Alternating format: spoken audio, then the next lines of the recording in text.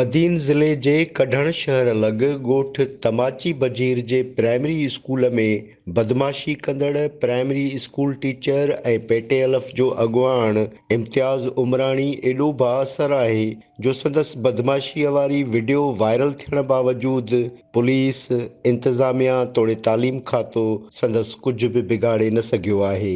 Viral थियल video में इम्तियाज़ उमराणी पंहिंजे साथी उस्ताद मुज़फ़र खटीअ खे थफ़ूं वहाईंदे ऐं गारियूं ॾींदे नज़र अची रहियो आहे।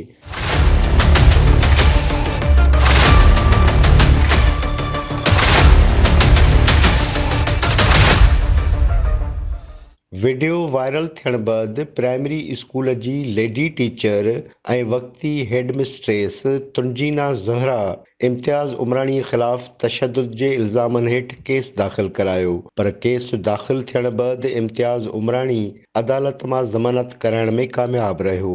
स्कूल जी हेडमिस्ट्रेस तुंजीना ज़हरा मीडिया सां ॻाल्हाईंदे चयो त इम्तियाज़ उमराणी हिकु घोस्ट टीचर आहे ऐं गैर हाज़िर रहण बाबति सवाल करण ते हू खेसि बि गार कंदो रहियो आहे।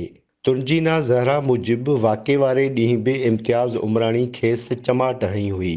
ॿिए उस्ताद मुज़फ़र खटी जॾहिं मुदाख़लत कई त इम्तियाज़ उमराणी हुन खे बि तशद्दुद जो निशानो बणायो।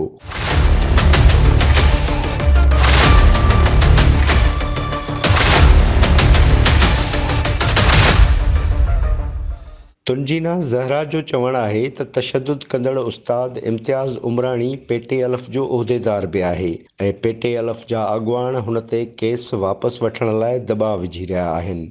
सोशल मीडिया ते सख़्त तनक़ीद खां पोइ सिंध जो तालीम खातो अघूर निंड मां जाॻी पियो आहे ऐं डायरेक्टर प्राइमरी स्कूल्स हैदराबाद पारां मामले जी जाच लाइ डिप्टी डायरेक्टर प्राइमरी फ़हमीदा जुमाणी जे सरबराही में 3 रुकनी कमेटी जोड़ी वई आहे।